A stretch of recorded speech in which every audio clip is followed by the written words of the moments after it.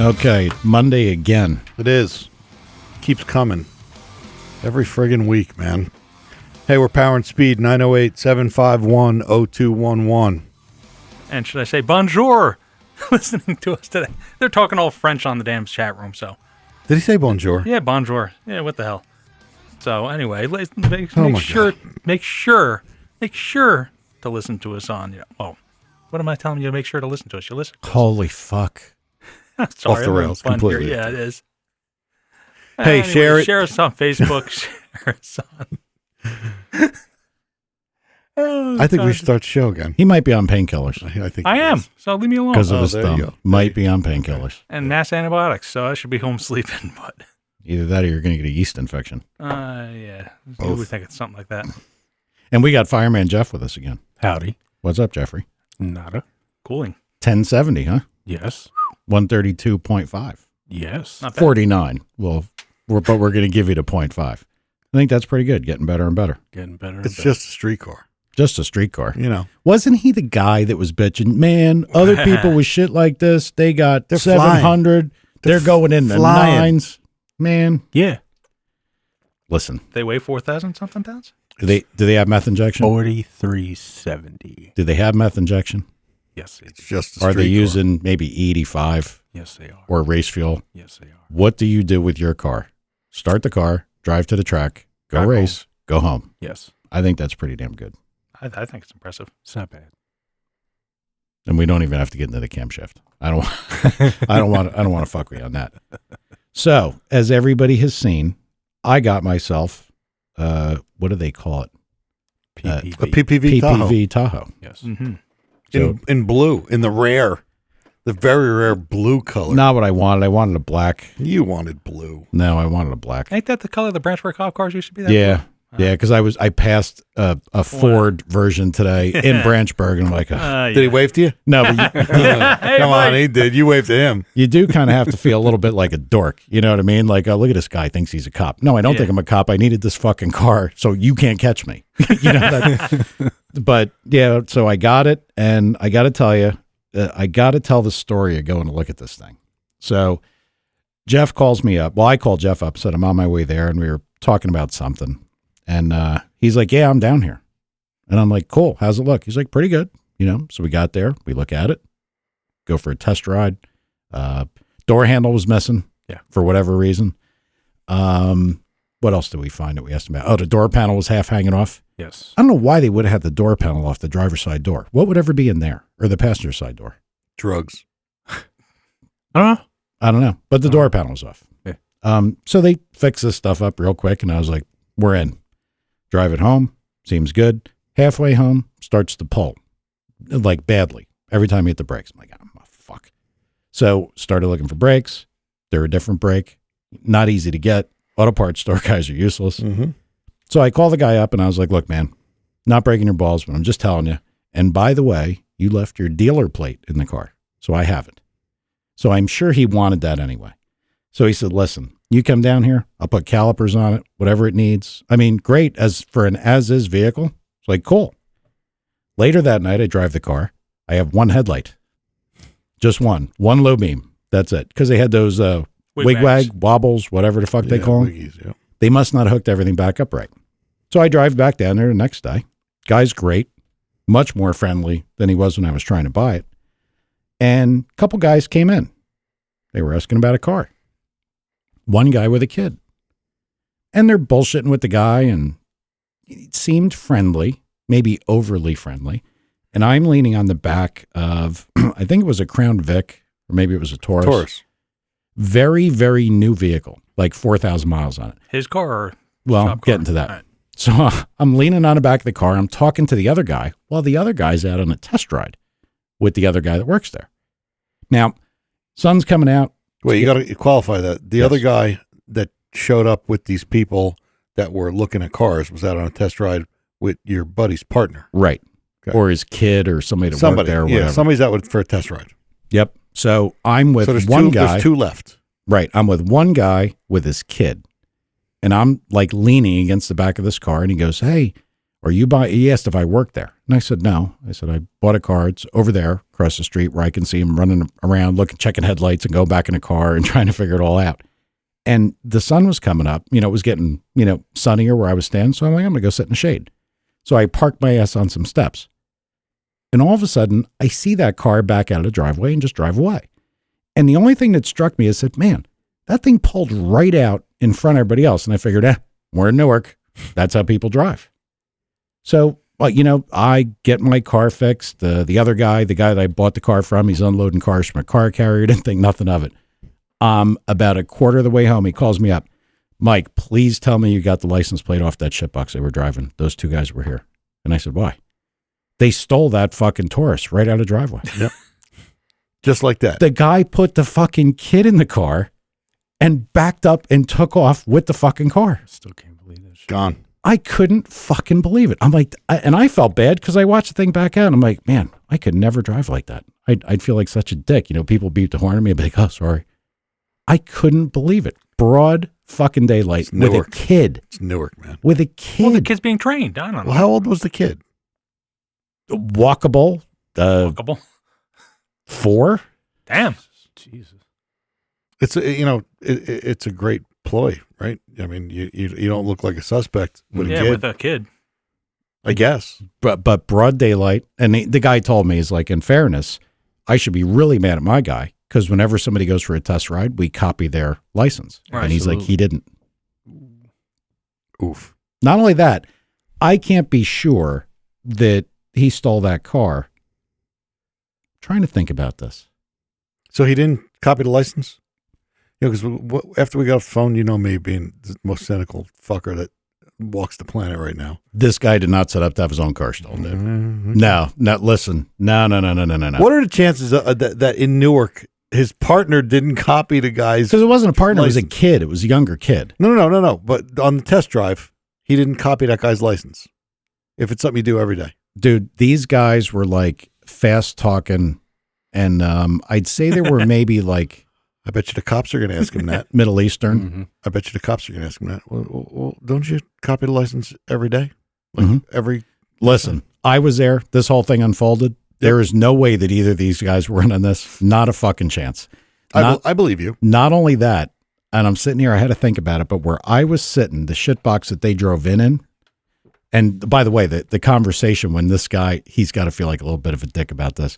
The guy got out, he goes, yo, what will you give me for my trade in? The guy's like, whatever the junkyard will give me, I don't want that thing. That's what the guy that owned the car lot said to those guys. I'd be like, boy, they really got the last. So what happened? What happened to the car that they showed up in?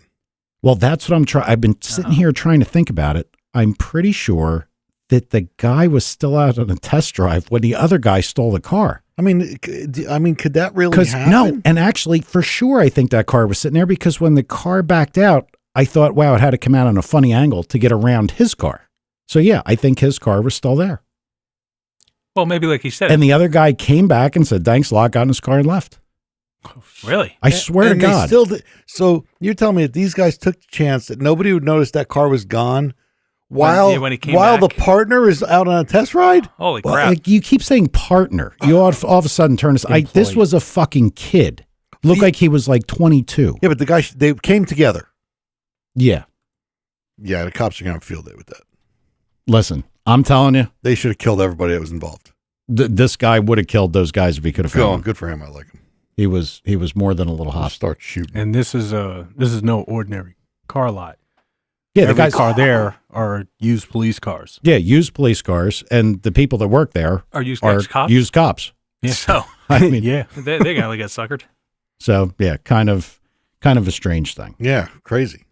Well, I'm glad you're all right. Oh yeah, it was Brush with death. close call, brush with death, really. guns ablaze and everything. It was nuts. Scary shit. One headlight, I survived a carjacking. Yeah, you did. You did. By the way, Nitro Scott got you pretty good at walkable. What is the kid, a dog? Shut up, Scott. Hey, Greg. Welcome to the show. Hey. Welcome back. All right, hey, let's try this real quick. Can you hear me now with this You sound crap phone? you sound really good tonight. Do I? I don't. I have a face for radio, maybe. Oh, you sound good. You I sound think good, and I meant that in the least sexual way possible. Mm-hmm. By the way. No, Mhm. it's cool, dude. You know that cynical side you were talking about? Yeah. There we go. There we go. Woof. So what's happening, man? Man, just another day at the office. Just, winding down this summer, thinking about what next summer is going to look like. What what kind of project we're going to wire together for next summer. So, what are we going to teach these guys? What do people want to know? So I just Well, actually, one of us forgot to ask board. you. One of us forgot to ask you, and I want to know: are you going to Vegas next week? Oh, this week I'm going. No, sir. You don't go, No, huh? I've been the last couple of years. I usually, the major thing that gets me out there is actually, of all things, it's the meeting with the EPA. And last year they didn't even have an EPA representative there at the SEMA EPA meeting. So they just kind of read from the same script that they'd read from the previous years of, you guys are all evildoers, you're all going to jail, but SEMA will help you and save you. So, And they will. which is not too far off the mark. I mean, the SEMA Garage is a great bunch of guys, and they really do bend over backwards to help people be compliant with the law. Yeah, they do. And so it's kind of a cool process, and that's where my future projects are kind of leaning that direction. I'm way more interested in things that pass emissions formally, rather than just saying, "Oh, my check engine light's not on." Got it. So what's cool in your world these days? We got, we're going to have a bunch of questions for you, but are you working on anything that is really neat? On the calibrated success side, it's I'm laying plans right now. Like we spoke earlier, I was on the phone with a mutual friend of ours for a while, just kind of verbally hashing out the plans of what the next demo vehicle I'm going to build for calibrated success is going to be, and it's largely based on what questions I keep getting asked all the time. So people who come to a class occasionally, or they email me, or we're just shooting the shit at Cars and Coffee, and they well, what about this? What about this? And so everybody wants to know more about direct injection and torque-based throttle control and all that stuff. And I kind of look at it as normal. So, all right, well, let me get you guys a demo that matches your world. Nobody wants a bone stock example. They always want something that's a little crazier. So I'll probably build a car that's a little bit crazier, but it works as a good training example. And there will be a lot of really good lessons that will come out of the build. Can you talk about the platform yet, or is it super secret squirrel stuff? I don't know that it's super secret yet, but it won't be surprising. I mean, I'm going to build something. The thing that'll be different for me is this car is going to go in a straight line a lot better than the previous cars I've built. I tend to build roundy round cars and street cars and stuff that does road course stuff. So this one will go in a straight line a little bit better. We'll take a known chassis that can go straight. Okay. Mike, you're up. So essentially, we have 3 types of OEM management strategies at this point. Is that what we have? Like we're going, Types. yeah, we've got mass air. I guess maybe you Speed can density put that or- in subsets. You got mass air, and then you got speed density, and then I guess you can have kind of both mass air and speed density. And now we've got torque demand. So these are the 3 that are being used right now. So let me blow your mind a little bit. First of all, torque demand doesn't care how you determine the air charge. Okay. So torque-based throttle control and torque-based engine control in general has nothing to do with whether there's a mass airflow sensor or a MAP sensor or whatever on it. It's somehow you get a number for air charge, how many milligrams per stroke of air make it into the cylinder. And that's the only thing that matters on the air charge model as the number one job of the ECU. I teach guys in class all the time. Last weekend I was teaching down in Texas, and I tell the guys all the time, the secrets of EFI calibration course. Secret number 1, the number one job of the ECU is to calculate how much stuff makes it into the cylinder. I don't care if it's from a mass airflow sensor or speed density or alpha N or whatever. I just one way or another I got to get a number for grams per cylinder. I can work from there because there's a very direct relationship between cylinder air charge, grams per cylinder, and the torque that engine makes. Right? So if air charge goes up, generally torque goes up, unless you do something really dumb with air-fuel ratio and really dumb with spark. Right? Then we can have modifiers for that, but the big thing it follows is your air charge. So torque-based throttle control has been with us for a good long time. I mean, it's like turn of the millennium, there were torque-based throttle control systems. Like the Germans have been doing it for a good long time. And when I worked at VDO, they, it was just kind of commonplace by the time I got there. They were already doing torque-based control for a while. The U.S. automakers lagged behind a little bit, but they've kind of figured it out now. And as an OEM calibrator, holy crap, is it easier? Because, let's say we add an air conditioning compressor onto the engine, and we know that air conditioning compressor takes 14 Newton meters to turn it when you engage the clutch. Well, all I need to do is have an opposing 14 Newton meters from the engine, which means I can run it through the model and say it's X grams per cylinder air charge, and at Y RPM, it gives you Z grams per second. It all comes out very cleanly in the math when you do it that way. So torque-based control, which you guys are just starting to see a lot of on the recent GM stuff. When they went direct injection, they went to true torque-based control. The Ford Mustang guys have had it since about 2005 when they went to that new body. And other stuff has had it long before that. So I wouldn't blur the line there. You can get torque-based control with either a mass airflow sensor or speed density or whatever. So that's the second half of your question, I guess. The first half is, okay, well, do we do mass air? Do we do speed density? GM says, hey, our answer is both. But the funny thing is, when I was working for the Germans, they had a system that had a mass airflow sensor on it. It had map sensors on it. And then I really got into the code, and we were mapping everything. We did an engine prototype program for another U.S. OEM using the German controller from another application. So we had a German ECU, German software, German wiring harness on an American engine. So we had to take it to the dyno, and we map it on the engine dyno. And I start kind of probing the guys who know the system better. I'm like, wait a minute, what are we doing here? And it was variable cam and everything. And why are you adjusting it that way? Oh, well, that's how it determines air charge. I said, wait a minute, that's an alpha N table. Oh, yeah. Yeah, that's how it works. I said, wait a minute, this thing's got two mass airflow sensors and it doesn't look at either of them? Nah, it's only there for diagnostics. Really? What do you do with the map signal? Well, we diagnose the map sensor. Oh, okay. Well, what do you do with the map sensor signal? Well, we diagnose the estimated map based on cam angle and throttle angle and baro. I said, you're kidding me. Right? So they can do it any which way they want, right? You can get there, and there's an argument for all of the above, right? Mass airflow sensors are awesome in steady state. They're awesome as the weather changes, which is why I like them a lot. In our world, we change too much stuff in the racing world, and we just have lots of variables coming in, so a MAF takes all of those out, which makes it kind of convenient. So the other systems are better in what we call transients. So if you're having rapid throttle changes, rapid cam angle changes, then those other systems can be a little bit more predictive. And so in the world of transient throttle response and transient emission control, a little bit nicer, but they're a pain in the ass when they don't line up in steady state.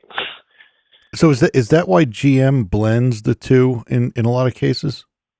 Absolutely. Yeah. So really what you guys see, you call it MAF and speed density, and they give it a different name.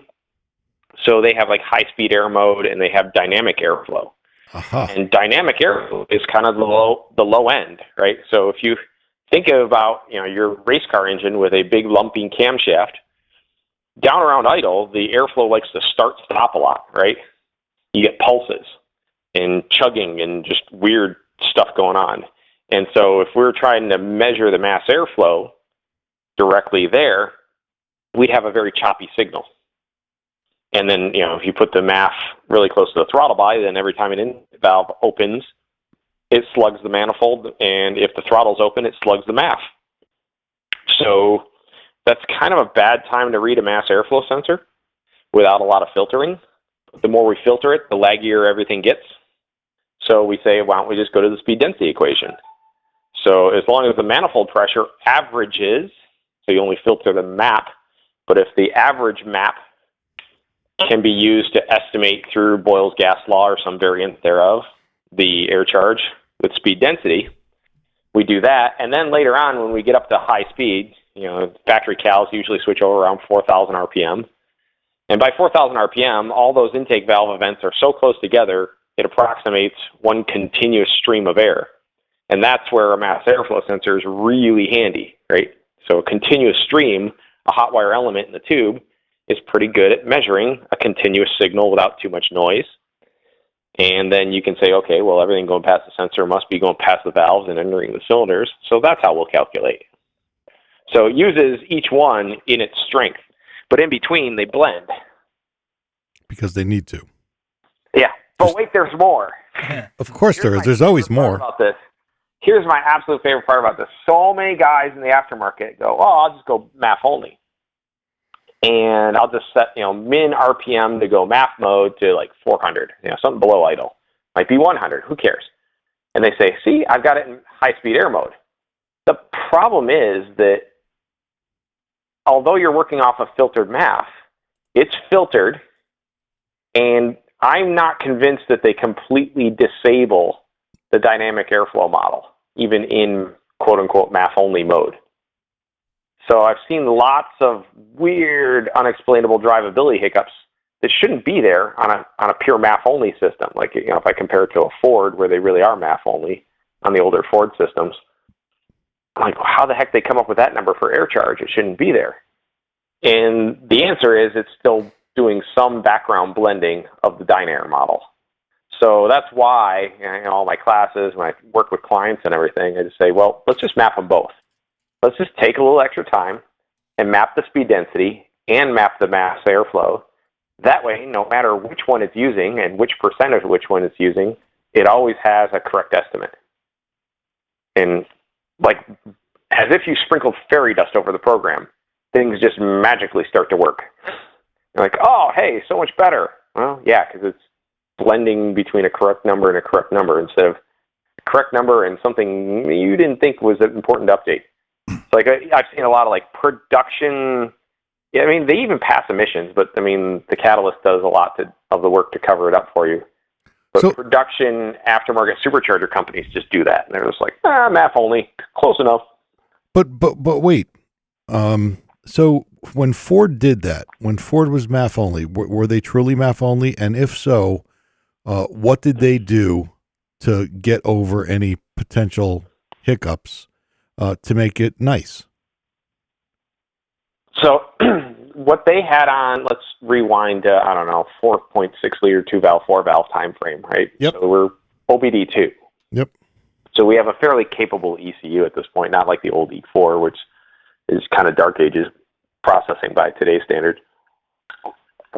But they had, they did have a lookup table for load with failed MAF, which was effectively a alpha N speed density table. It was throttle angle and RPM with a reference value for what it should be for cylinder air charge or percent load.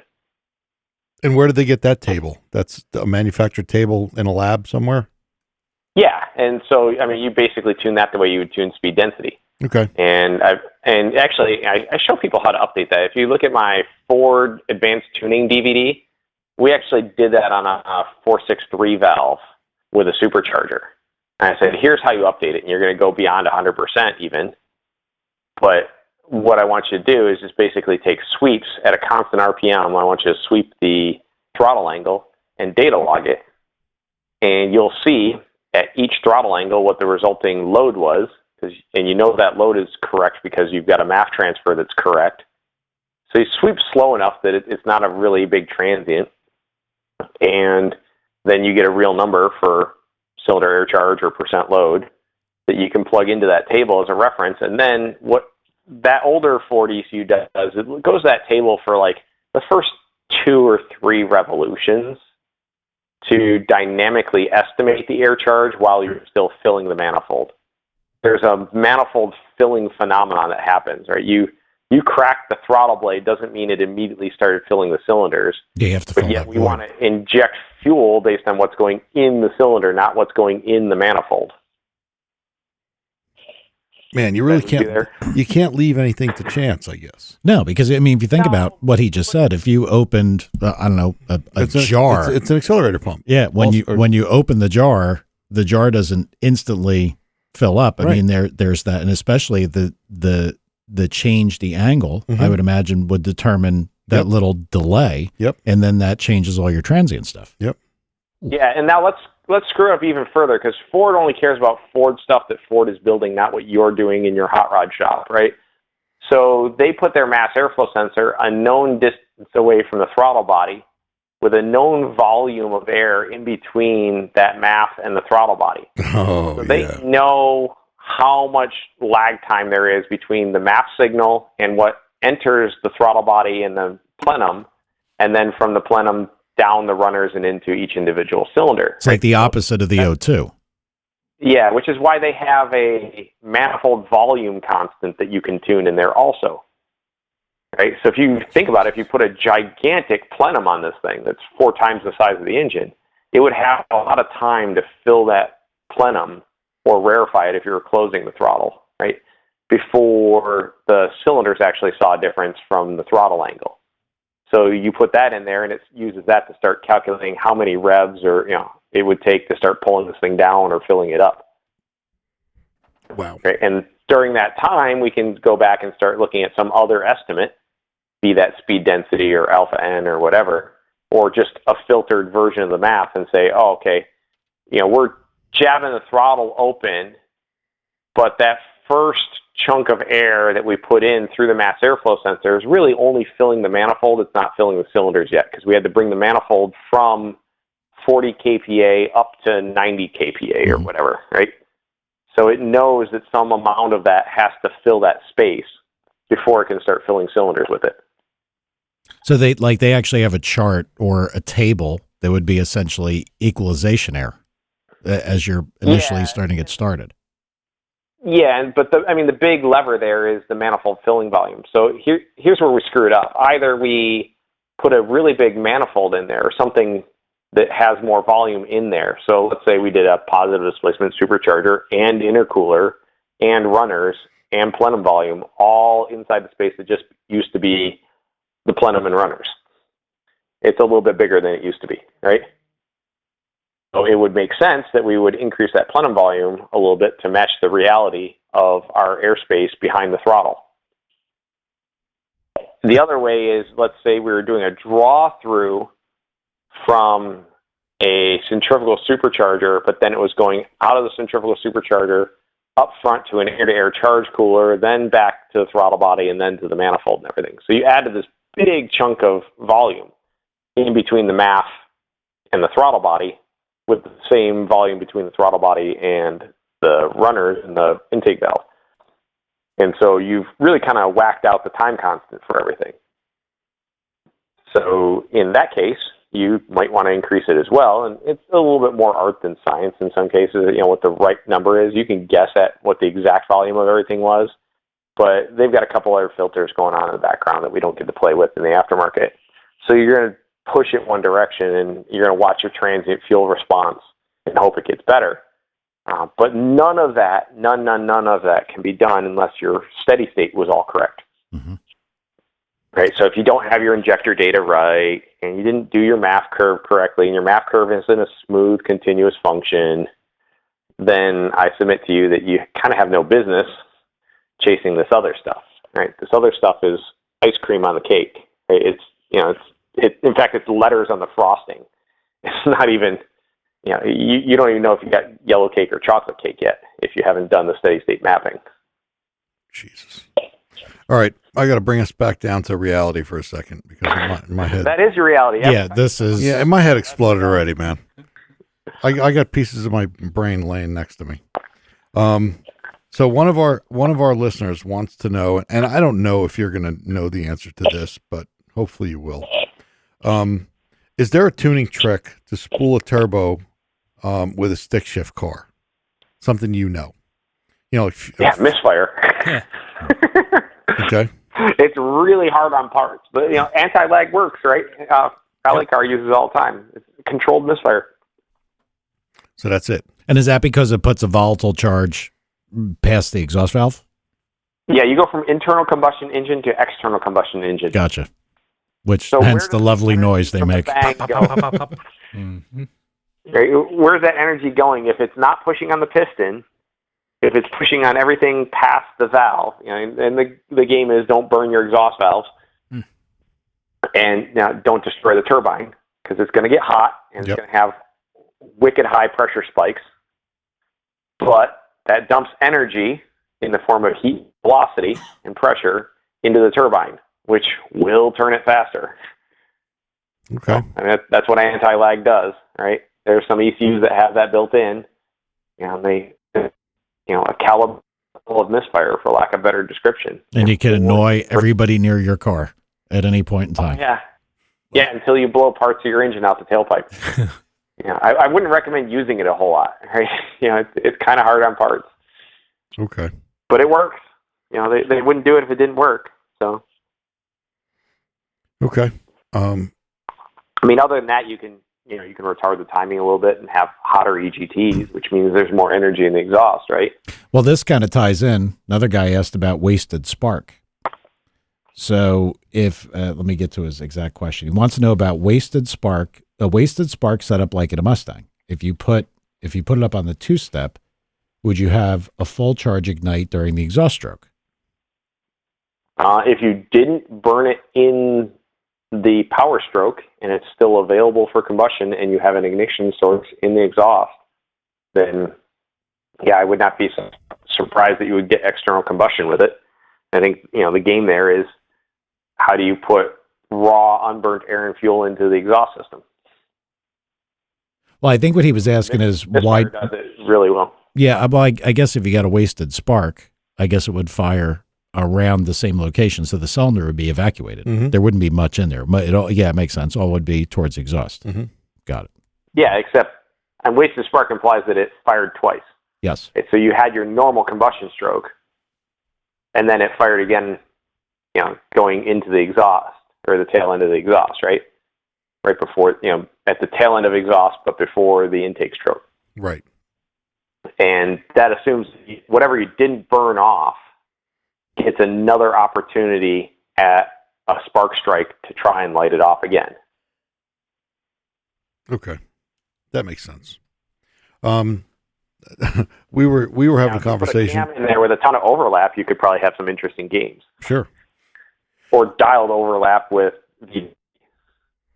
Hey, we were talking before the show. We were running through some tables on HP tuners, and it just amazes us what some of these tables are called. So I'm going to ask you, and this is another one. If you do I have to get my laptop? No, you don't have to, because this is just so crazy. What? If I have to get my laptop, I'm starting to do shots too. What is an inertia factor table? Oh, and the transmission. I've no maybe. Yeah. Yes. Transmission. Yes. So, I mean, okay. So you go to they don't even have these on the playground anymore. But as a kid, they used to have merry-go-rounds on the playground, right? You guys are old enough to have played on dangerous shit like that. Yeah. I don't know if they'd be called Mary anymore. They probably have to have a different generic name. Like something go round. Yeah. And that thing go round. If you had a merry-go-round with 8 kids on it, and then all of a sudden 4 kids jumped off, right? It would change the inertia, right? Yep. Same thing. So if we did nothing, and spinning heavy things have inertia, is what we learned. Because if you try and catch the merry-go-round, it yanks you or throws you or bangs you in the forehead, and you get a concussion, and everyone laughs, right?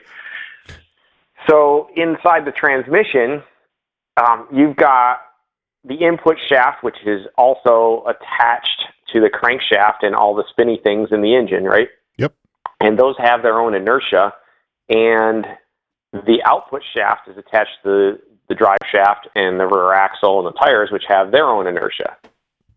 And so they try and line those two up. And what it means is that there is some force, even if the engine isn't making positive torque at all. So like during a normal upshift, 1 to 2 upshift in traffic at part load, the fact that the engine is spinning and spinning faster in first gear than it will be when it comes down into second gear means I got to put that inertia somewhere, and I have to account for it. So if I did nothing other than just grab the next clutch, the inertia of the rotating parts would give me a bang as it grabbed second gear. Mm-hmm. So they compensate for the forces there, and they do some modulation of how they apply the clutches so that it feels smooth to you as a driver, because the inertia of an engine and input shaft would give you a harsh bang on the upshift on the way into the next gear. So it's essentially managing the deceleration of the mass inside the engine, like how to minimize what the driver feels. Yeah, because you can't just instantaneously change engine speed. The engine has inertia, which is exactly what they're modeling there, right? So it's the engine plus the flywheel or flex plate, torque converter, input shaft, and whatever gears are currently selected. So it's a factor table that reduces pressure in the trans so it doesn't bang the gear? Yeah. Okay. And I submit to you that unless you've gone through and done like crazy lightweighting on your crankshaft, flex plate, and trans shafts, that maybe the guys who got paid for 3 years of their life to calibrate that probably have the right answer. Yeah. They kind of had data. Yep. Right? That's one of my things I keep going back to. Dave said it in his interview the other day when I was listening to it. He's like, you try and change the absolute minimum amount of stuff you have to. Yeah, There's a lot of tables we probably shouldn't be touching. That sounded like a "don't fuck with that table" comment. Yeah. It's kind of a don't fuck with that table, Yeah. guys. You know, everyone asks me. So here's the funny thing, right? Everyone asks me all the time. I go, hey, I want to know about trans tuning. Like, well, get your engine right. Of course. No, I want to do trans tuning. Like, well, get your engine right. And we argue about this all the time. And then I submit to you that I have a Trailblazer SS. And I love reading the forums and watching these guys because everyone's got the secret to, I'm going to reduce the torque management, or I'm going to turn torque management off, and I'm going to go 3/10 quicker, and it's going to be faster, and it's badass. And like clockwork, these fuckers are around there a couple months later going, hey, you want to know a good trans builder? Right? I have 160,000 miles on my truck on the stock transmission. Wow. I have not disabled torque management for a reason. Yeah. Right? My truck's still driving while all these dudes have their shit parked waiting for their trans to get shipped from, whoever the hotshot trans builder is this week. Right?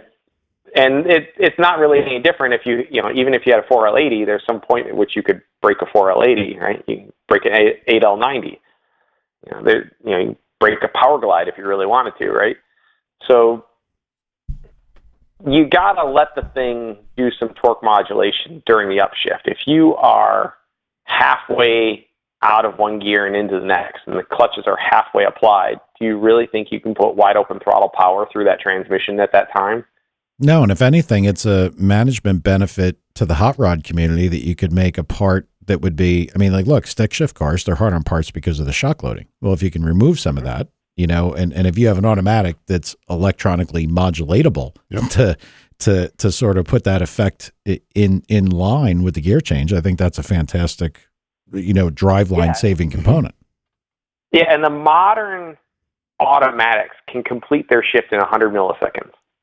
Right? You can't move the lever, the shift arm, on your manual transmission in 100 milliseconds. Like, aside from what you're doing with your foot in the clutch, you couldn't. You could have a Jericho in there, and it's hard to get 100 millisecond upshift on a Jericho, putting your shoulder into it. Right? It just, you kind of can't get it done, because they've got the evil advantage of they're grabbing the next clutch while they're still releasing the first one. Right? So they can have overlap, and if they're not careful, they'll tie it up in 2 gears at once and break all kinds of interesting stuff. But they know how to execute that clutch-to-clutch shift. And so the funny thing is, if you just ask the transmission to execute faster in the desired shift timetable, whatever form that may take, and a lot of times it's a base shift time plus some adders, but if you just decrease the total target shift time, you will find that if you do nothing else, a modern transmission will get in and get out much faster without you having to reinvent things like inertia tables and force motor current and all the other nonsense. Yeah, flow volumes and all this stuff. Yeah. Yeah, leave it alone, dude. What, you know something special about that transmission that the engineers at Nope. at GM don't? Hell no. I don't know shit. I've been looking through all these tables and you know what? And I had said to somebody, and this might exist, and you know, I have been talking to other people that, you know, specifically Canadian Matt Blasco, great resource. You know, does a lot of stuff. He's been very helpful. You know, pointing me in the right direction, the things to look at. And I got to tell you, what I really needed, you know, again, opening this up for the first time and never seeing it before, was like an index sheet. Like, this means this, you know, or this relates to, kind of like what Greg's just done here. Yeah. This is what this is, and this is how it works. Go to my website. Okay. There you go. Go to my website. There's an old article I wrote a while ago. Where do I find that table? Okay. I think it's a PDF, and it's like the very basics. And I did one for GM and Ford both using SCT and HP tuners, but generally it was the absolute basics of where's the damn mass airflow sensor table, where are the injector tables. When you talk about injector tables, what are those? And I highlighted them, like, here, all these things in blue right here. These are the injector tables. Right, so it's the very basic stuff. If you're a neophyte just getting into this, go check that out. It's on there for free. I gave it away a long time ago. All right, we'll look at that. I said, here, just go look at it. Hey, yeah. we got somebody that actually we were both talking to today. Howard. Oh, man, don't let anybody on. Yeah. I know. Tanner. Howard! Hey, Howard, question for where's you. Howard? So, Howard, you guys a break already? No, you guys tell them the story about the old lady. What's her name? What was your customer's name with Rosie? I have no idea what her name was, but the Oh, name of my God. the Corvette was Rosie. Oh, you guys are gonna love this. So I'm working with Howard. Cripe, this was a while ago. It had to be a good 7-8 years ago. He's still up in New York, and I'm just there working with Howard, kind of one-on-one, or we had another client there or something. And I'm on the dyno, and Howard's like running the speed shop and the glasses simultaneously. He's burning candle both ends. Howard's got like no off switch. We know that. With this other guy, I'm working with this other guy, and all of a sudden, I'm sitting in the dyno. I hear, Howard! Where's Howard? and she's walking around, and you hear the echo. She's like, Howard! Where's Howard? Have you seen Howard?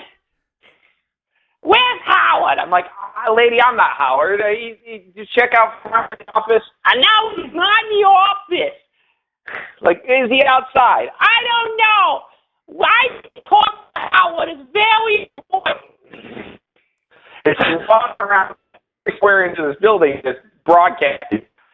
And then finally, like, Howard wanders back in. She's like, Howard! She puts both hands on her head. She starts looking at him. It's like, where's Rosie? Tell me she's going to be ready, Howard. I got a very important show tomorrow.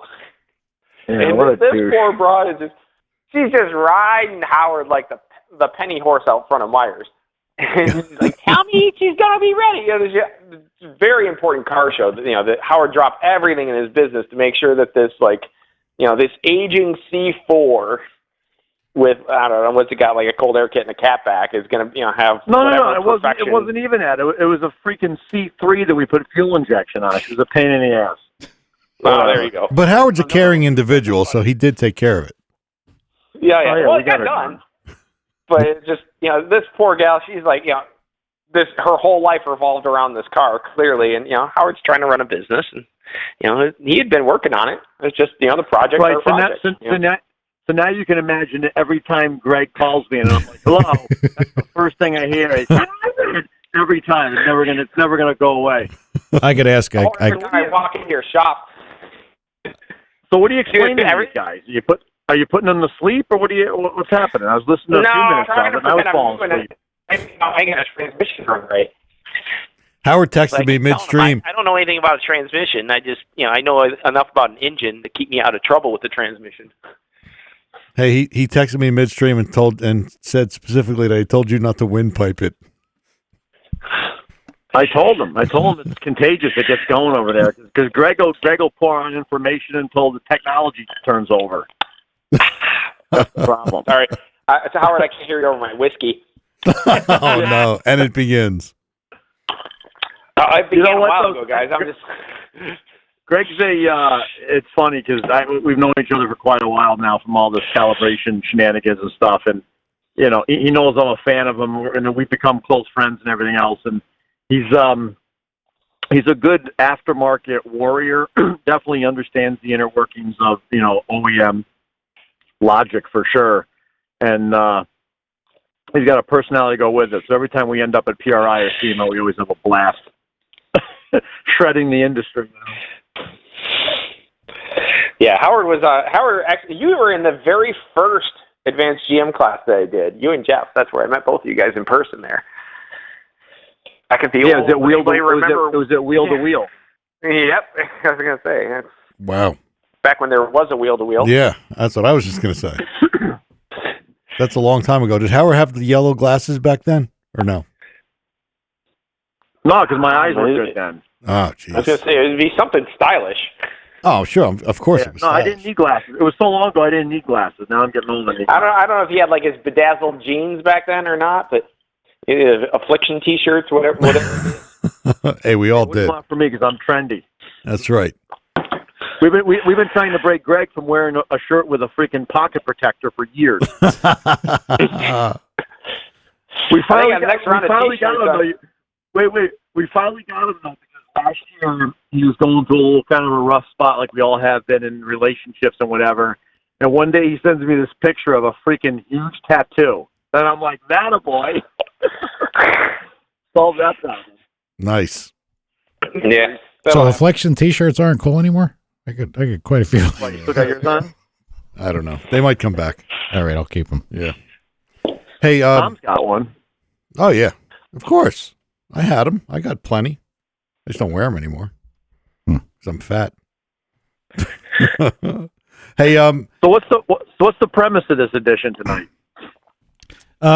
More than anything, trying to figure out, for some of it for us and some of it for other people that have actually chimed in and asked us questions, like what we found, like people that haven't tuned before, when they first open up something like HP tuners, like myself. I mean, familiar certainly with how an engine works, but when you look at the gigantic, set of information that you can look at within the software, it's a little surprising, like when you open it up.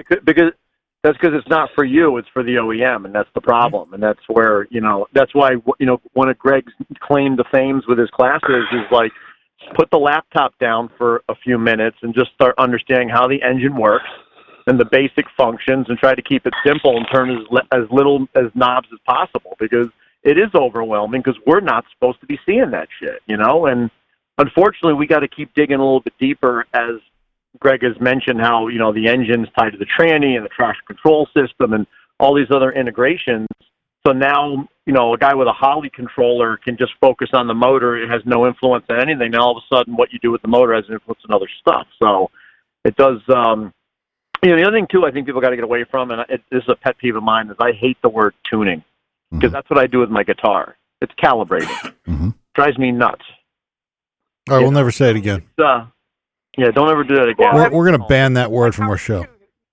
Howard, you do some really intense builds, right? Most of your stuff is over the top, big power, lots of changes, right?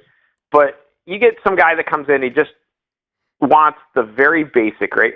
Let's start really simply. Put a catback on a car, and you sit there and you think about what kind of tuning changes needed when you do a catback, right? Almost nothing, really, right? Yeah. Unless you believe that it really changed the pumping efficiency. So if you relieved a ton of back pressure, if you had an older car that had lots of back pressure in the exhaust system, and you cut that back pressure in half by changing the mufflers and tailpipes and everything, then okay, you could argue that if it's speed density, you might need to remap the top end of your volumetric efficiency table, because it's not enough back pressure down low to matter, because back pressure is a function of total flow. So it's not till you get up into high RPM that it matters at all. And that's the only place it could possibly matter. And any modern ECU, chances are the guys at the OEM level know where MBT timing is, and they know where the knock limit is for the fuel you're going to run. So unless you're running a better fuel, there's no real reason to touch the spark tables. All you have to do is fix whatever you broke with the hardware. Likewise, if you go and put a cold air kit on a mass air equipped car, okay, well, you probably change the way the air comes into and through the mass airflow sensor at the actual meter. And if that's the case, you probably have to develop a new curve for the new air box that you've created. But everything else would kind of fall into place if you just gave it the right airflow number. Because you didn't screw anything else up, right?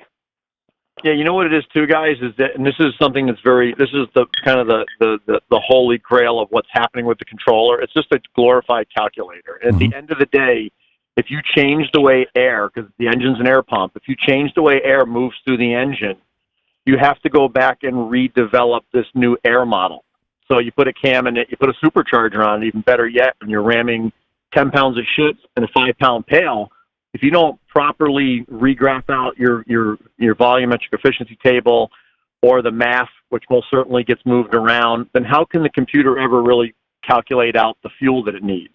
And if you break it down simple like that, when you're calibrating the car and realize, well, like Greg said, what did we mess up? That's what you want to get back to, because if there's, 100 grams per second of air entering the motor and it's truly that amount, and your injector data is good, well, the computer knows how much injector on time it needs to mix that lemonade together so it tastes good. But yeah, if the and let's math go a is step wrong, further, Howard, right? That's just to get your air-fuel ratio right and maybe pick the right spark timing for it, right? Let's go the next step and say, okay, you're moving 100 grams per second, and it's about time to shift from third into fourth gear. How much pressure do I need to apply to the fourth gear clutches to grab this smoothly but not slip? Right? So that's a function of the estimated torque from the engine. There's not a torque sensor unless you got a hybrid. Well, because airflow and torque go hand in hand. Yeah, the air charge estimates the torque most directly. And so if we lied to it about injector flow, we end up lying to it about air charge just to get the ratio right. And if the air charge is incorrect, how on earth is the ECU going to get a torque estimate correct in order to pick the right amount of clutch pressure to not slip?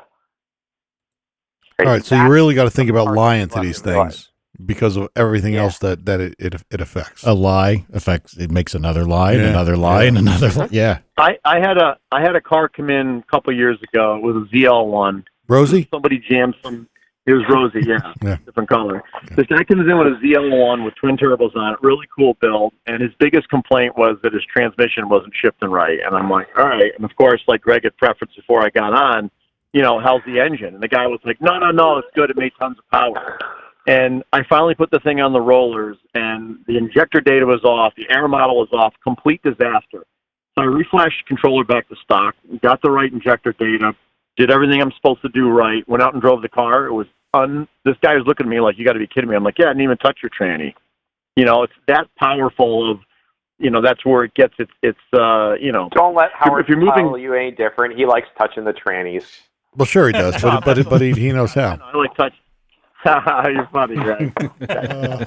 No, but it's just, it's one of those things. I mean, you can't have 600 foot-pounds of torque go through a tranny for real, but the computer's telling it it's only 300. Yeah. And the funny thing is these guys will burn up a trans not at the 600 foot-pound level, but it's like the 150 foot-pound level. You can still get slipped with 150 foot-pounds of effort, right? Yeah, and I guess it's enough to burn it up, too. Yeah, it's more than a guess. Yep.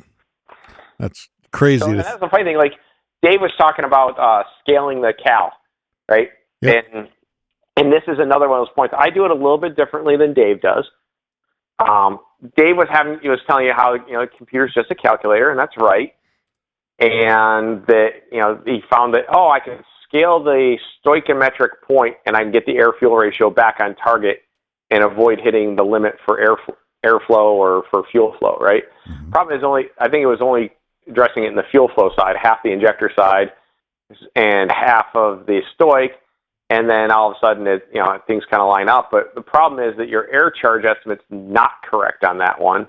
And as a result, your torque is not correct.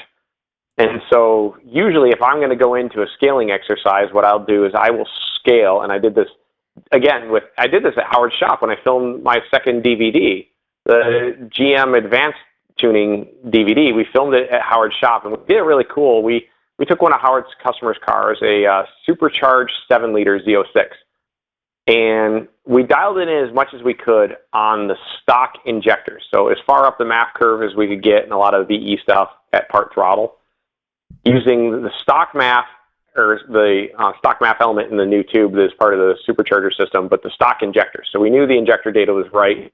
We're doing everything right at face value. And then we came in and we applied our scaling factor. And we scaled the injector size, and we scaled both air charge models. So both the mass airflow sensor and the speed density model both got scaled. And then anything else that uses grams, gram per cylinder, gram per second, or torque, all got scaled by the same factor. And then when you do that, everything, like a calculator, comes out to the right numbers again, and it just works. And then with the scaled version, with the stock injectors, it was running good. Then the next step was we put bigger injectors in. In that case, I think we used DECA 60s, and we scaled them as we put them in, but no other change anywhere. So all we changed was the injector flow rate to a scaled version of what the 60 data is, and we put in face value for the injector offset versus voltage tables and the short pulse adder correction. And so all we did was change the fuel injectors, and all we changed was the fuel injector data to go with them, knowing that it's going into a scaled cal. And we did literally a side-by-side. We went back and checked the exact same data point we were checking before. And what do you know? The exact air-fuel ratio is preserved, right, with and without the scaling. Wow. So, and the only thing is we're reporting a lower air charge number. Okay, but we know it's scaled. No big deal. That's crazy. But the trick is, like, you can kind of get that done air-fuel ratio-wise by doing the stoic point scaling. But on the newer cars, on some of those cars, you start getting, depending on what year, what model, everything. I hate trying to track the encyclopedia of what GM changed year over year because it's a losing battle to try and keep ahead of it. So I just scale everything. The nice thing is that if you have an automatic in that year range, then it's using the torque number, which came from the gram per cylinder number. Mm-hmm.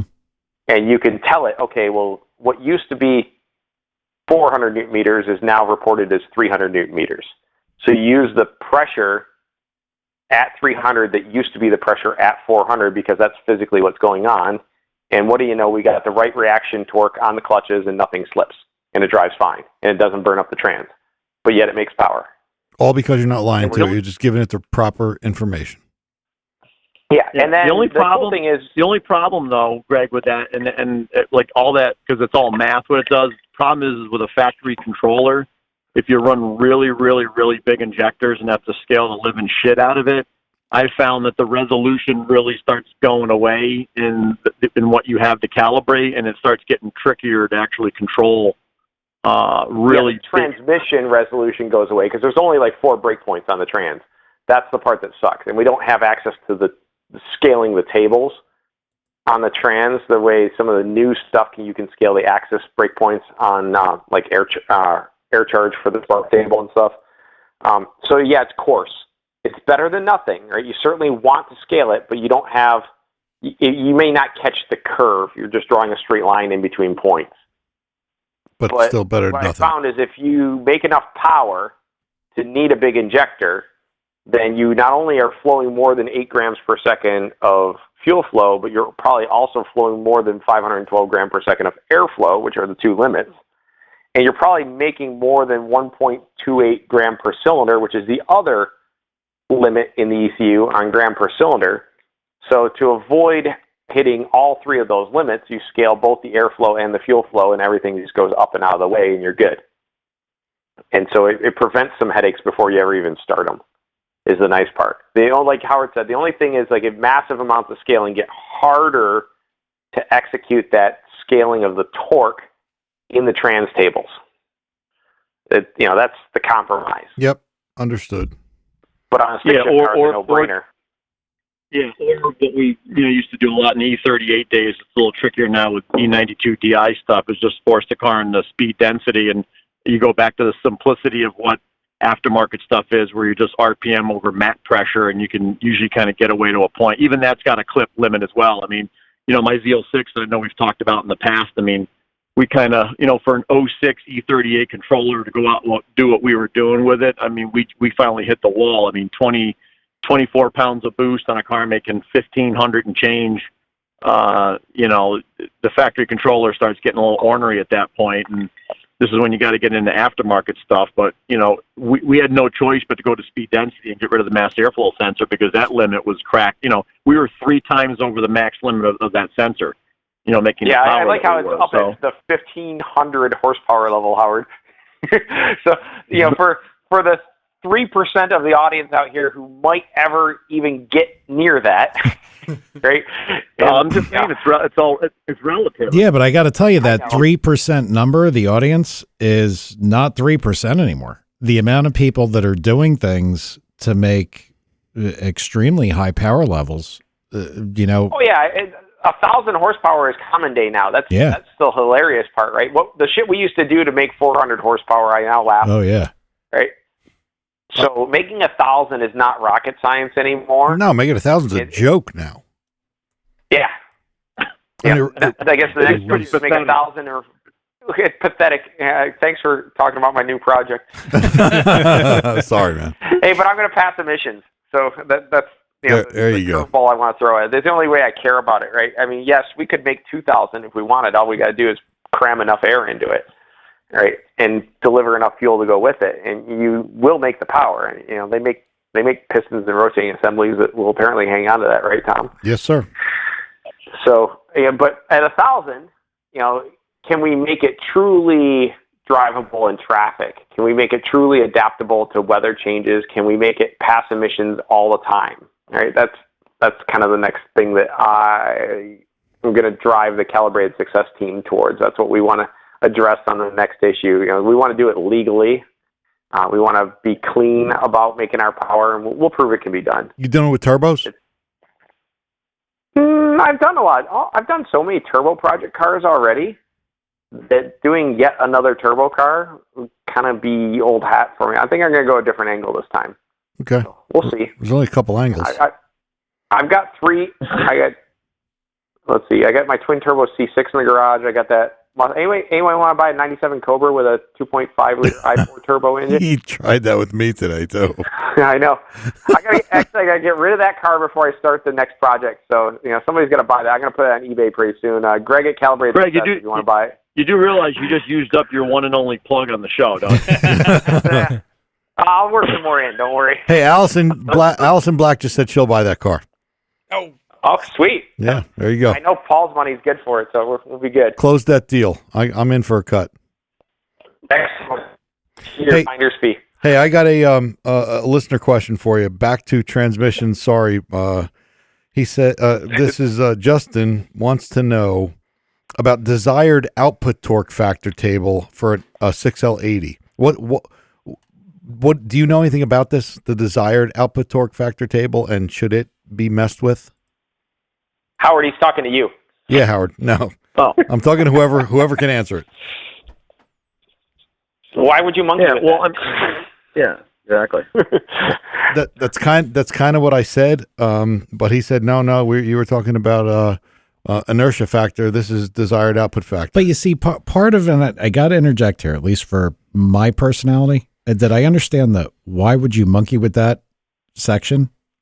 Doesn't mean I don't want to know what the monkeying would produce. I'd like to know why these things are here. Like I said, definition sheets. Yeah, I think what Greg was saying before was that way smarter people worked out those tables, and maybe that's a good enough reason not to mess with them. Is that where you're going to go with this? Yeah, I'm smart enough to know I'm not smart enough. How about that? No, and I get that, but how do you navigate this when you're trying for a desired result, or you're looking for something? I mean, look, it and I agree with what you said. Get the engine right, and then when everything is correct, what the computer does, it'll do on its own. But it doesn't mean I still wouldn't want to know what it is. The trans controller is exactly like an engine controller, except we play Mad Libs. We change some of the nouns, right? So instead of air charge, you have input torque. And instead of RPM, you have RPM. Right? And a transmission basically knows torque and RPM on the input and the output. That's all it does. It transfers one combination of speed and load into another combination of speed and load somewhere else, and there's black magic in between. It's kind of like airflow coming into a carburetor and horsepower coming out the flywheel, right? There's a relationship, and we can discuss it in depth, but at the end of the day, the transcontroller needs a real number that's not a lie for input torque. And if you give it a real number that's not a lie, chances are its first guess is going to be really stinking close to what you needed. And even if it wasn't exactly what it needed, the transmission has the ability to do some adaptive learning. The same way we do closed-loop fuel control based on an O2 sensor, the transmission controller looks at actual shift time versus commanded shift time and time for events along the way during a shift, and it says, did those happen in the right cadence? If not, I'm going to help a pressure here or compensate for something over there to try and get you the behavior you asked for. And so it can learn some adaptives along the way, but it's so much easier if you're not lying to it. You know, actually, the truth be told, the listener was just asking about the logic involved in that table. He just kind of edited his question. Well, but you know what, Tom, and I think this is what started this thing was that, you know, because I go through this. I mean, Greg does a great job of explaining the process, the dynamics of all that. But at the end of the day, when you open up HP Tuners or EFI Live, you have 600 parameters you can play with. You're not even in the ballpark. You take a brand new E38 controller, there's 8,800 different parameters in the controller. We see 500 or 600. And they're so layered on top of layer on top of layer. It is mind-blowing, fascinating. And you have to realize what we are working on today, just because we'll call that current, even though there's new stuff already well in the works, has been a building block going back to, say, I'll just use 1997 when the LS came out, okay? If you look deep enough in a controller today, you can see those early days. And as I've watched these controllers evolve from 97 to 2018, you can see how they've been building on top of the stuff and how much smarter they're getting. And there are many times we have to stare at a table and be like, what the hell is this doing? And even Greg at his advanced level, because he's not completely deeply involved in that department because that's a full-time job for somebody, this is where the experience comes in. That's why the kid that's 22 years old that just got HP tuners and going out there to play with his car gets a few things in line all of a sudden because he's the dreamer tuner. It doesn't work like that. It takes a lot of years. Just because you got a parking lot full of guys for $100 a crack for a reflash and you've done that, 300 times doesn't mean you've successfully tuned 300 cars, right? Yeah. Right, and but that is where, understand, that is where some of my questions are based. Because to me, when you look at all these parameters in HP tuners that you can address, yes, it's easy enough to say, well, look, I don't know what that is, so I'm not going to mess with it. But that's really not my nature. I really need to know what things are, just so at least I can start to stitch it together in my head. Yeah, but the problem with that is, and I believe me, I get it, because my favorite part of my business, my industry, has become the calibrating, to the point of being neurotic about it. And I've fortunately have had enough experience and met enough people and played with enough stuff, and I've been around through engine management almost from the beginning, that when a new table comes out and another new controller, you can kind of get an idea where you're coming from. But if you go out and buy HP tuners tomorrow and say, you know what, I'm going to figure this out, and you turn it on and you grab a beer and you sit on the couch, you're fucked. Yeah. Because you don't have all the other things that lead up to it. And that's why when you really start narrowing down guys that are good from guys that can get by, they usually didn't start this a year ago. And, I hate to sound like the old guy now, but I mean, when you've been around through all those layers of the onion, you pick it out. And there are no books, and Greg's classes are extremely powerful in understanding the basics. Howard, there's two books. Come on. That was good. You're not gonna find. You're gonna get on forums. You're gonna listen to all the bullshit and the guy that thinks he figures something out. You know what?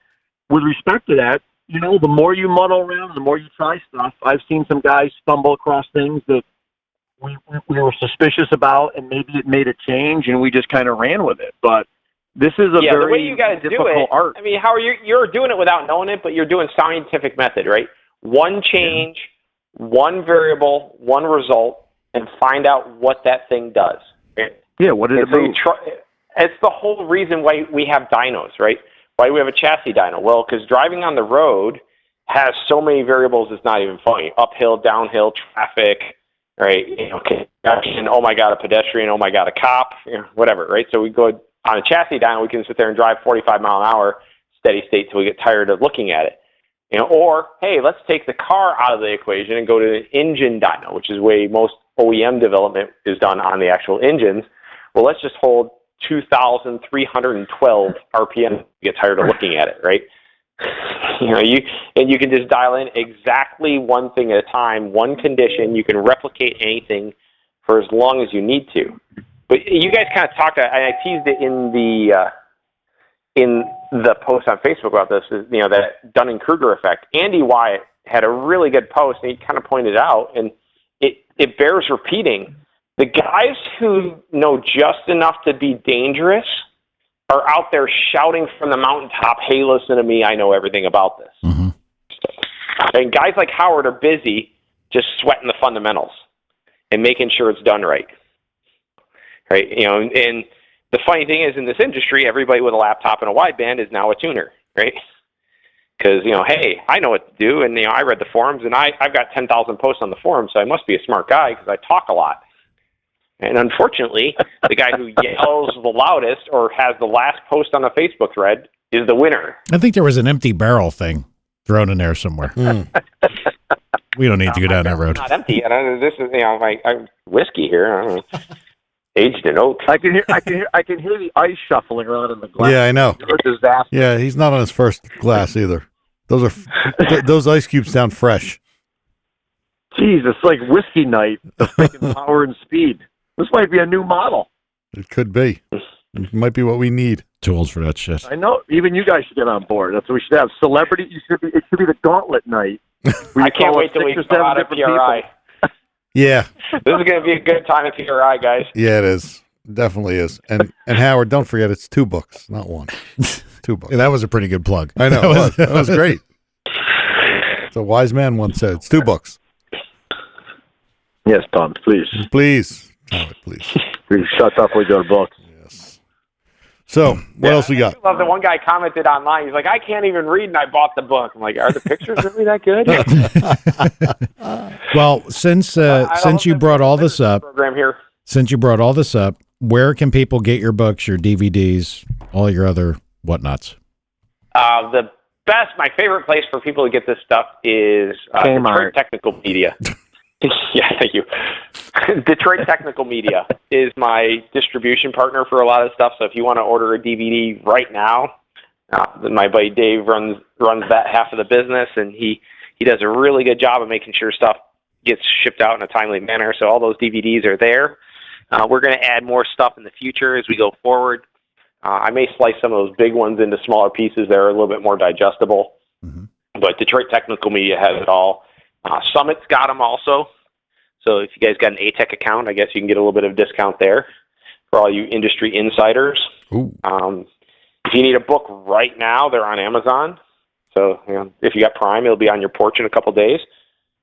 I'm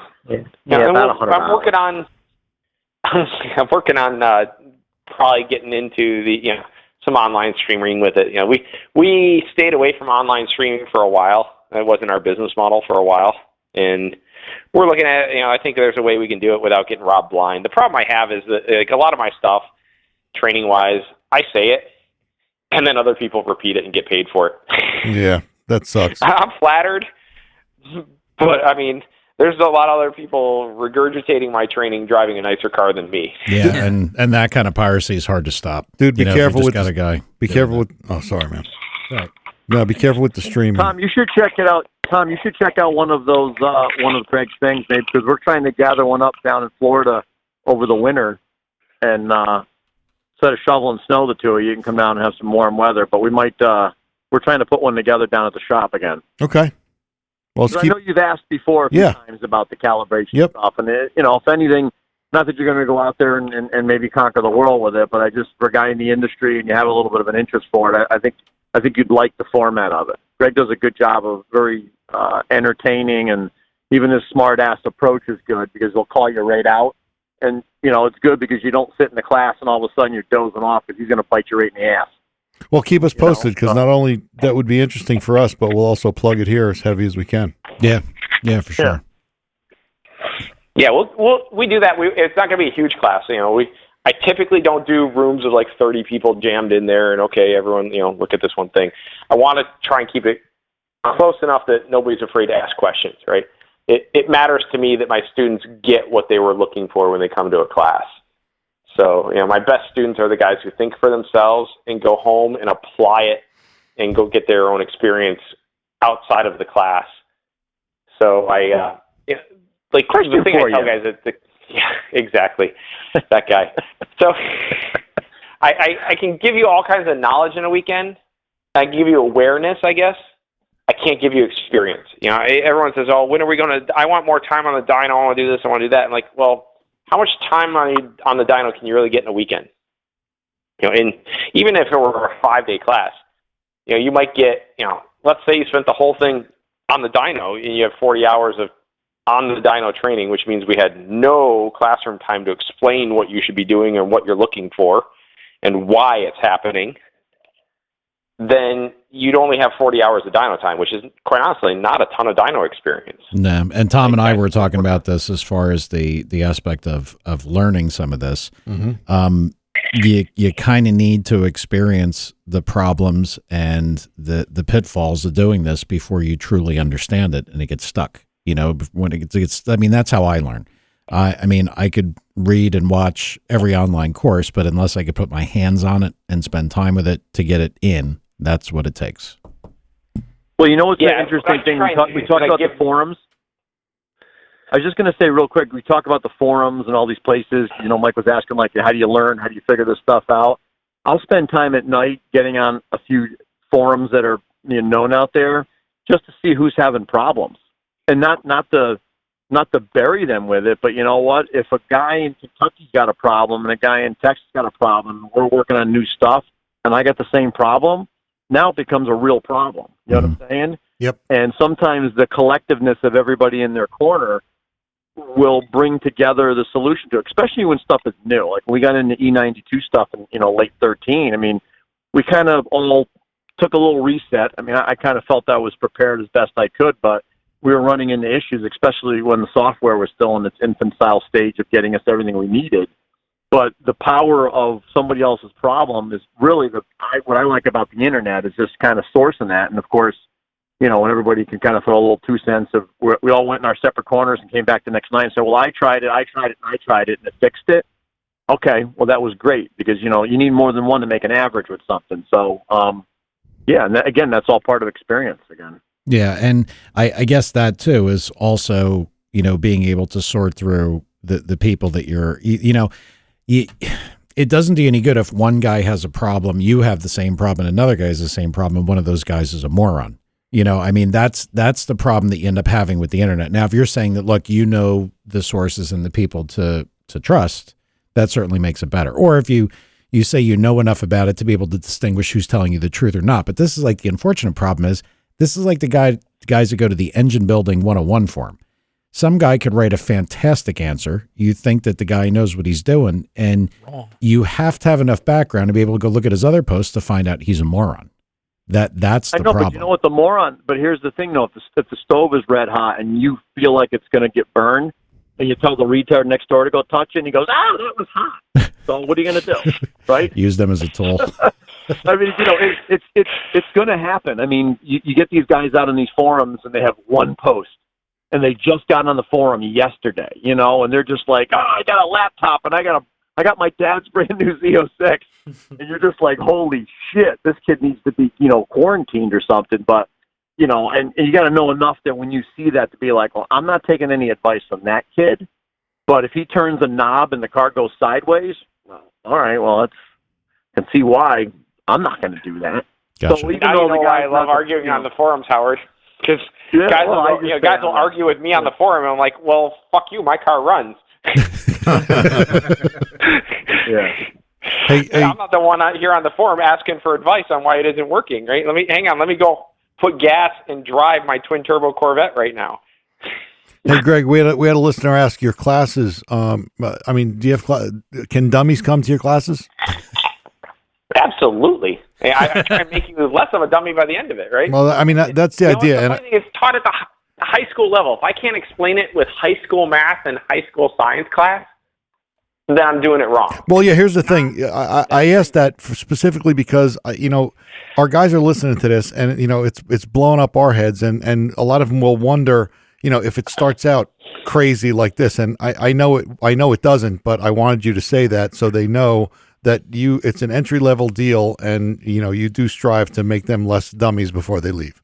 So I just wanted to. Depends on which class suck, squish, bang, blow. Yeah, I mean, you have to, right from jump. You have to come into it, though, Tom, with some level. Like, Greg, I don't know if he still does anymore, but he had a basic. But even the basic requires some sense of what's happening here, And I got to give hats off to anybody that gets out of bed and decides to embark into any training. I still do it, and I've been doing this a long time. You can never stop learning, especially with this stuff. So all these guys that with these big name shops that think they're masters, good luck. Okay, it doesn't work like that, and you got to lose the ego with it. But you do have to come into his class with some sense of bearings. And I think what's good with Greg is if you come into it with some of your own dabbling with it and understanding, he really kind of helps you connect a lot of the dots. And then all of a sudden you walk out going, "Oh, that's how that." Okay, you know what I mean? You get that sense. Yeah, I love students with questions. Yeah. Right? Students with questions make for a way better class for me. Sure. They say, okay, well, here's what I thought was going on, or here's what somebody said, try this, and here's what I saw, right? And I can start to explain the why, right?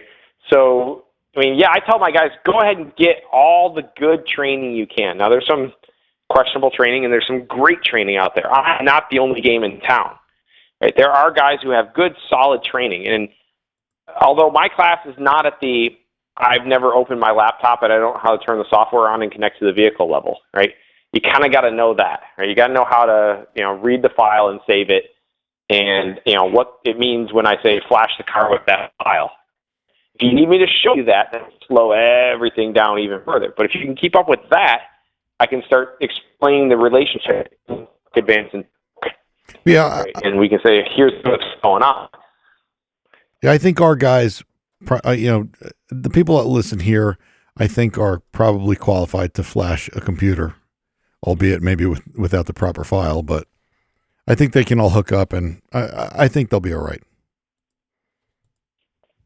If they're here, they're car guys. So, yeah. Yeah. And some of my best students have been guys who have been tuning carburetors for 30 years, right? Because they know what it's supposed to do. They just don't know the name of the thing in the EFI system. Right. That's your little cam on the accelerator pump. That's the curve right here. Oh, okay. By the way, I can change that curve with temperature. Wouldn't it be great if you had a bigger accelerator pump on a cold engine and a smaller one on a warm engine? Mm-hmm. Yeah. That'd be great. Okay, well, we can do that. Oh, you're kidding. I'm like, no, it's linked to intake valve temp right here. Wait a minute, there's an intake valve sensor? No, there's a model, but it largely follows engine temperature. That was your question the other day, Tom. Okay. Like, what the fuck is that? It's somebody it takes, I don't know, a year or so to for them to get it polished. But yeah, it starts on the engine dyno, and they put thermocouples all over the damn place on an engine dyno, and they run all kinds of series of steady state conditions. And then they start running some transients to build the filter from one steady state to the next steady state. But fundamentally, intake valve temperature is a form of engine temp, right? The thing on the engine. It just warms up faster than the coolant. Mm-hmm. And we can model that. And I guess, thinking about that after you saying it like that has a lot to do with emissions and startup and how it behaves in the first, couple seconds. Yeah. Well, yeah, PFI system was the fuel injector aimed at. Yep. Absolutely. And so there's a thing called lost fuel, right? So when we first start our engine, let's even just the normal emissions test at like 22C, so like room temperature. When we first fire it up, well, the intake valve's at 22C. you see. Okay, There's that phone again. inject into an engine at 90. Where'd it go? Yeah. Okay. It's the whiskey. Yeah, it must. It's got to be. Yeah. Hey, He put his phone in the glass. Greg, is your phone drinking too? He I don't just know. dropped his iPhone in the whiskey. Yeah, he did. You still got me, right? Now we do. No, yeah, we missed that whole thing, but it may be the whiskey may be saying it's time. This is the last time I'm making a recommendation for a guest. Yeah, whatever. That's Verizon cutting me off. Anyway, I think the whiskey's going to win the day. Hey, we go get it, Brandon. I'm not out yet. He's probably marching around his house in his underwear like a pirate. Is what's happening Yeah, right. now. The whiskey's Yeah. spilling all over the floor. Yeah, whiskey in one hand, a parrot on his shoulder. Yeah. Yeah. How fast is your boat? Oh wow, we got it in. We didn't even ask for that. We That's didn't even awesome. talk about it or No, ask we for didn't. it. Just there it is. That is awesome. Poor Shane. Fucking Paul is laughing right now. I saw that shit on Facebook and I just know. God, that was I funny. know. Oh man. Great. All right, gentlemen. I think it's time to drink more whiskey. Yeah, I don't want to talk to you anymore either. You gotta call AA. Yeah, right. Or show these guys out. Hey, we do. Hey, listen, man. We really appreciate your time. We really do. The information. No, it's a good time, fellas. I love it. I can't wait. We're going to drink together here right now. Hell yeah, we are. Yeah, I mean, you're obviously a professional, so we will. Well, When I does that go to start? College. December. December? Okay. All right, man. Well, listen. Thank you again. We'll do this again, and yes, I will see you in December. All right. Thanks, guys. All right, bud. See you. Peace out. All right, ya. man. See you guys. All right. That was pretty good. It was really. I mean, I don't know what happened to his phone. It was perfect. I know. I think he was walking around because that sounded like the digital breakup. It must have been. And It's what cool. and what I really wanted to hear what he was saying. at I that know point, too. exactly. And he says, "Oh, you want to know what this?" is?" And I'm like, God damn it. "Fuck." I know. That could have been the missing part for me understanding something. Yeah. And it's gone. So what happens when you go to get ice? Fresh ice. That's right. Well, you know what? When you mix it down, remember that sentence, and we'll ask him off the air to To answer. pick up it. after that. And at least we'll know. It's I understand what they were saying, that there's some of these things you leave to GM because they have astronaut. I mean, we've talked about this, Tom, with their dampers and distributors Yep. and all these people. Like we always used to Time laugh and at chains. The dumb shit. The kids used to come in and say, "Hey, I need an Excel dual point distributor." I'm Yeah. like, "You fucking idiot!" Yeah, yeah. You know, With the yellow coil. with the big yellow coil and all the other dumb shit that they'd buy that you had with the 650 double pumper. Marketing, man. Marketing. Yeah, you had to unravel all that stuff. So I understand experience doesn't replace the I think it's probably more important now. it probably is more important now. And as this stuff evolves, and somebody I saw it filter by in the chat room, HP Tuners doesn't exactly come with a direction book. No. Like I said, the Cliff Notes or whatever. And I understand that some of this stuff is shit that I shouldn't fuck with or I don't need to know, but I'd really like to know. Oh yeah, I get your point.